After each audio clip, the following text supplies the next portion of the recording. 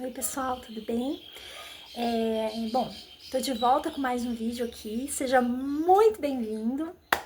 E nós vamos falar um pouquinho sobre a saúde emocional, sobre uma vida emocional com propósito, né? Nós sabemos que a carreira cristã, às vezes, ela é um desafio para todos nós.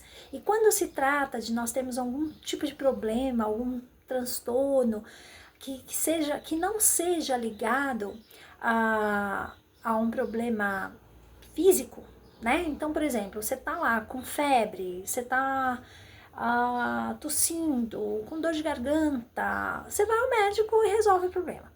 Quando está ligado ao nosso emocional, a gente ainda tem alguns preconceitos, querendo ou não querendo, mas isso acontece por quê? Porque a nossa alma e o nosso espírito, elas estão ligadas, né? A nossa alma está totalmente ligada ao nosso espírito, ela faz parte disso. Todo mundo sabe que nós somos seres formados de corpo, alma e espírito. O corpo é aquilo que a gente vê. A alma que está ligada às nossas emoções, aos nossos sentimentos, aquilo que a gente, embora a gente não veja, seja algo sobre a nossa essência humana, ela também está muito ligada ao nosso espiritual. E muitas vezes a gente tem que ter um discernimento muito certo daquilo que é alma, daquilo que é espiritual, ou seja, daquilo que é um ataque do inimigo, aquilo que é pecado na nossa vida, aquilo que o Senhor está tentando tirar de nós, ou aquilo que é um problema de saúde mental, né? E durante muito tempo, a saúde mental, ela foi assim, meio que escondida mesmo, né? A gente entendia que era algo que não deveria ser falado sobre isso, né?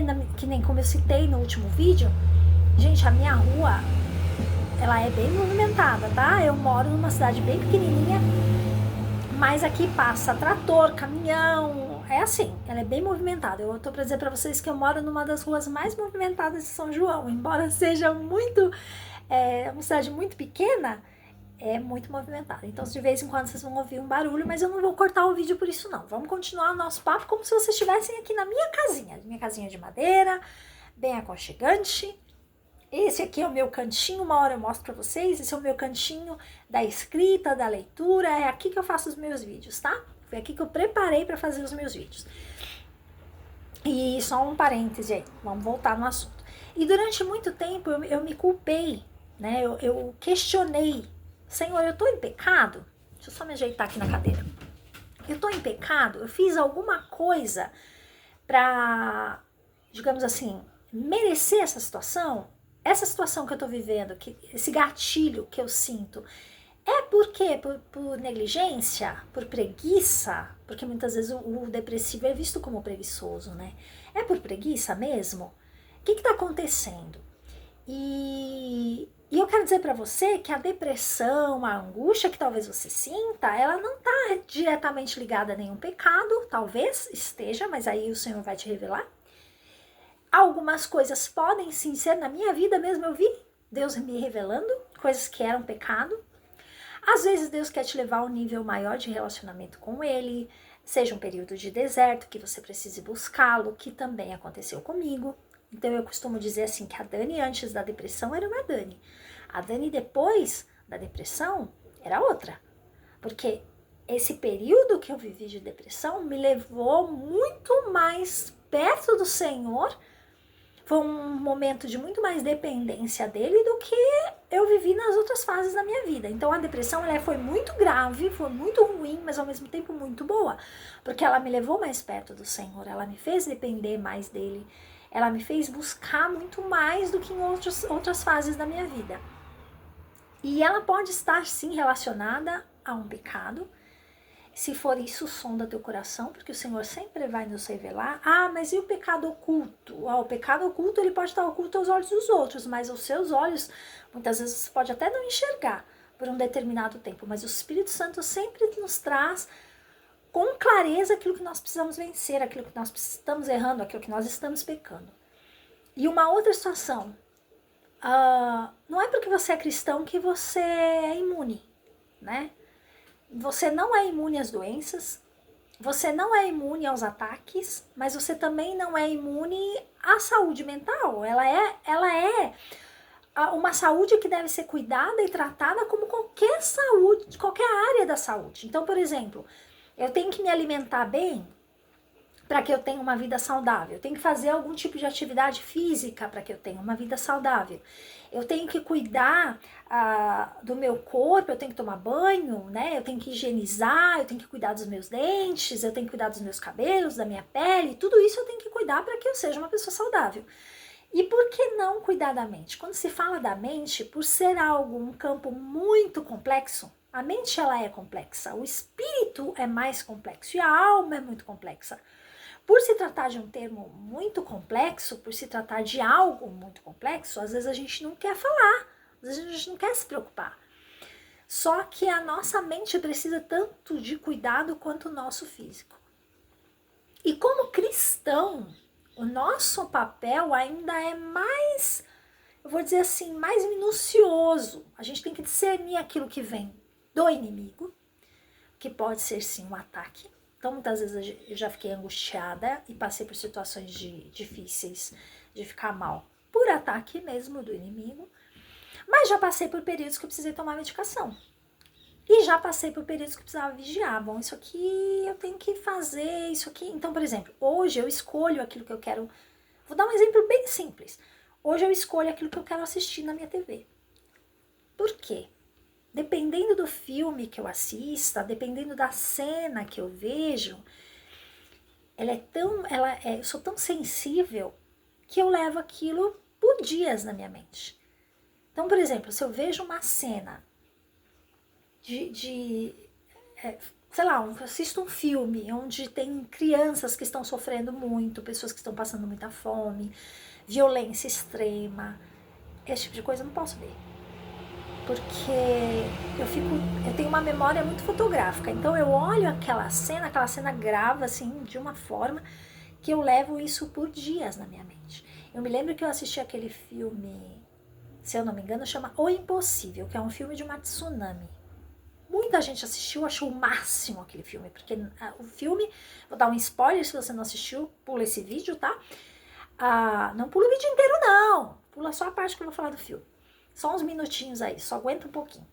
É um filme que no final a família se reencontra, por isso que chama Impossível. Depois de uma baita de uma tsunami, a família se reencontra por completo. Se eu não me engano, é baseado em fatos reais. E isso aqui me faz ficar mal.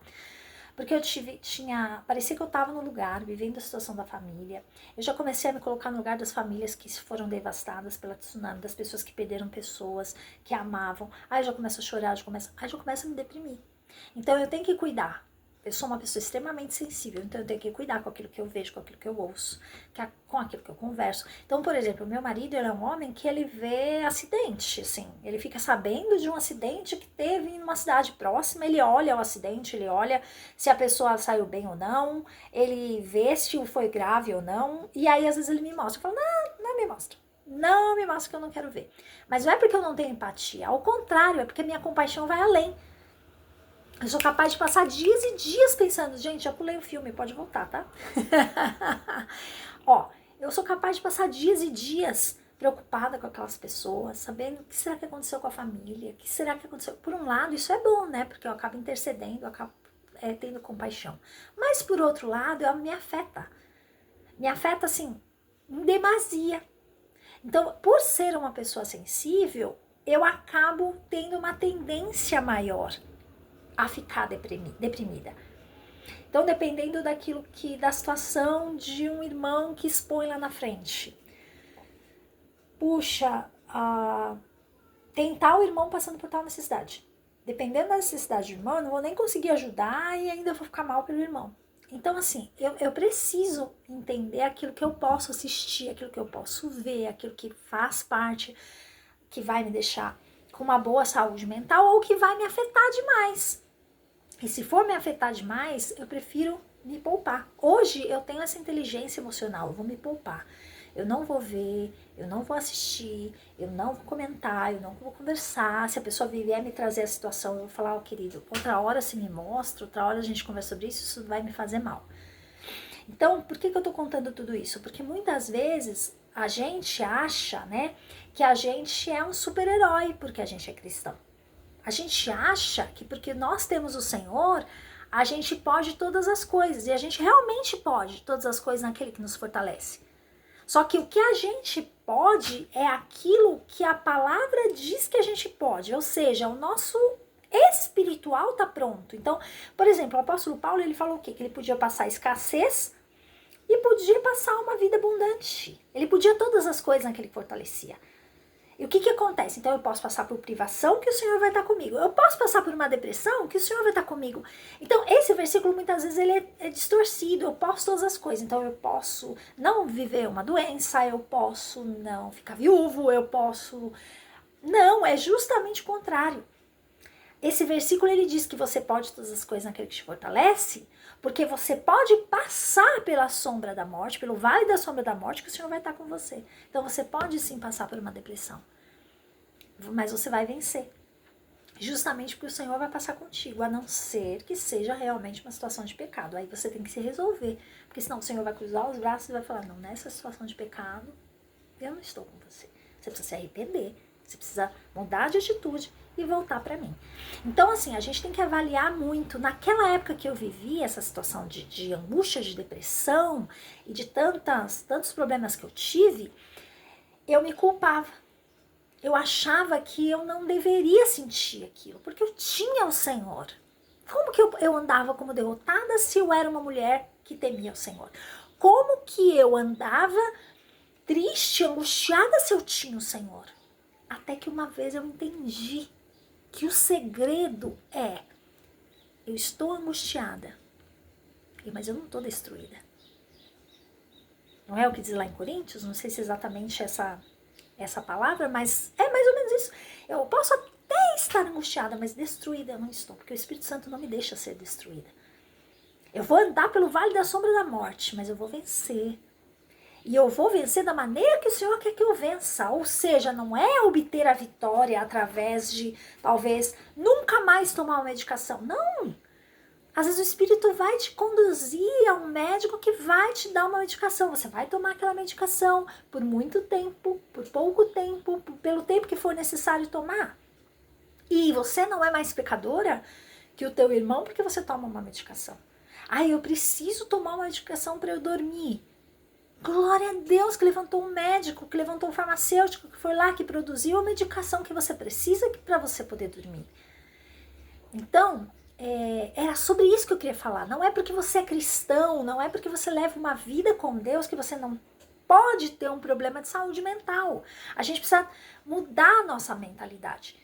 Hoje eu acredito que já esteja bem melhor. A gente já conhece aí cristãos que fazem terapia, cristãos que vão para esse lado. Só que também a gente tem que vigiar, porque não é todo terapeuta que sabe, que vem com teorias que são favoráveis a nós. Existe uma terapia também que ela te leva para um campo que não é de Deus. E sobre isso nós falaremos depois. É que como eu ainda estou estudando, eu não quero trazer tudo de uma vez para vocês. Eu quero primeiro falar, né, com propriedade sobre a parte terapêutica, e eu prometi que eu não ia falar sobre isso. Eu só citei isso pra gente saber que sobre isso a gente também vai falar. Mas a questão é, não se sinta culpado culpada, se você tende a ter uma depressão. Se o teu dia você acordou hoje e você tá mal, você pode glorificar o Senhor mal. Se você acordou e você está bem, você pode dar glórias ao Senhor, porque você acordou bem. Porque o que importa é que você acordou. O que importa é que o Senhor olhou para você nesse dia e falou, tô te dando mais uma chance. Hoje, você está comigo. Hoje você tem a chance de, mal ou bem, se arrepender, voltar para mim, me contar quantas vezes eu não sentei na minha cama e falei, Jesus, senta aqui do meu lado. Preciso abrir meu coração. Os meus problemas, na época que eu tinha depressão, eram 2. Eu tinha um problema sério no trabalho, porque eu era muito pressionada no meu trabalho. Isso logo que eu tive a primeira crise. Eu devia ter na verdade, aos 20 e poucos anos que eu consegui um trabalho, eu fui muito pressionada nesse trabalho. E ali começou os gatilhos, os primeiros gatilhos de depressão mesmo, começou no meu trabalho. E pelo fato de eu ser solteira. Isso eu falo aqui em vários vídeos, né? Aqueles solteiros na maturidade, que eu fiz uma série de vídeos falando sobre isso. E eu me sentia muito triste por não ter um companheiro. Muito triste. E eu vivi altos e baixos durante toda a minha solteirice, porque a gente às vezes se sente diminuídas por coisas pequenas. Hoje eu vejo, eu falo, gente, não era o marido que me fazia ser a Dani que eu sou. Meu Deus, hoje eu percebo, o Vando não tem nada a ver, ele não é responsável pela Dani que eu sou. Glória a Deus, né, que hoje eu sou casada. Mas hoje, casada, eu percebo que eu poderia ter, eu desfrutei muitas coisas solteira, mas eu ainda poderia ter ido muito além. Porque eu ficava ansiosa, querendo um esposo, e muitas vezes não vivia os momentos que eram necessários viver. E eu quero te dizer, qual é o gatilho que você tem? Qual que é o gatilho? Identifica. O que te faz ficar mal? É o teu trabalho? Se for o teu trabalho, Dani, é o meu trabalho, mas eu não posso sair do trabalho. Eu sei porque eu vivi isso. Eu passava dificuldades no meu trabalho e eu não podia sair. Eu tinha que trabalhar. O trabalho era importantíssimo. Eu ajudava em casa com o meu trabalho. Eu realmente não podia deixar de trabalhar. Então, o que a gente faz? Nós vamos encontrar recursos para lidar no trabalho, ainda que eu tenha que procurar uma ajuda, seja de um psicoterapeuta, seja de um psiquiatra, seja de um psicólogo, que são áreas diferentes, a gente tem que buscar ajuda para que ele te dê o suporte enquanto você precisa trabalhar. Ou para que você tenha, no mínimo, condições de trabalhar. Porque às vezes a gente também quero achar a palavra, eu ia falar se esgualepa mesmo. Sabe, de se esgualepar trabalhando, você já ouviu essa palavra? Que você se atropela no trabalho, né? Você se dedica tanto ao trabalho e se esquece que você também é um ser humano, que você precisa de descanso, que você precisa de refrigério. Ah, mas eu enfrento o trânsito todos os dias. Eu sei, eu já enfrentei. Ah, mas acontece que eu também tô sozinha, por isso que eu tenho depressão. Ok, então identifica. Porque se você identificar, vai ficar mais fácil de você lidar. E depois de identificar, segue o segundo passo. Qual que é o segundo passo? De cara procurar um profissional. É importante, mas procura o profissional dos profissionais, que é o Senhor. Busca o Senhor. Abre o teu coração para Deus. Fala, Deus, olha, eu tô sentindo isso, isso e isso, me ajuda. A palavra diz que o Senhor, ele supre todas as nossas necessidades. Então, se você vai precisar de uma medicação, você vai suprir aí essa área do teu cérebro que tiver com alguma dificuldade, com algum problema, né? A questão da insônia, você vai conseguir suprir isso. Aí, só que a tua alma, quem vai chegar a invadir a tua alma não vai ser o médico. O médico, ele vai te dar ali o que precisa. O terapeuta também vai te ensinar essas ferramentas, que é para isso que eu estou estudando. É para te dar as ferramentas necessárias para você saber lidar com a situação e saber identificar os seus gatilhos, saber que nem eu trabalho em escrita afetiva. Por que a escrita afetiva é importante? Porque você vai lá, você vai escrever, você vai desabafar, você vai identificar. Hoje eu tô com raiva, hoje eu tô emotiva, hoje eu tô depressiva. Você vai conseguir identificar. Mas é muito importante que você leve aos pés da cruz e você diga, Senhor, eu estou aqui, deprimida, triste, arrasada, angustiada, seja lá qual for a situação, irritada, seja lá qual for a situação, o Senhor está pronto para te receber. E você vá aos pés do Senhor e coloque tudo isso diante dele. E por último e não menos importante, você vai procurar sim uma ajuda. Mas saiba que em todas estas coisas você continua cristã, você continua na jornada, você continua no caminho. Isso não vai te diminuir. Era sobre isso que eu queria falar. Eu não sei se eu atropelei, se eu falei conexo ou não, mas eu espero que esse vídeo tenha feito sentido para você, tá bom?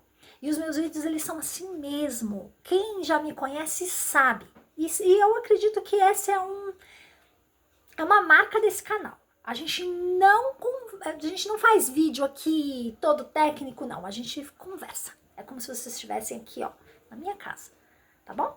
Nessa casinha aqui, ó, de madeira que vocês estão vendo. Toda aconchegante aqui no sul do Brasil. Beijo. Até o próximo vídeo.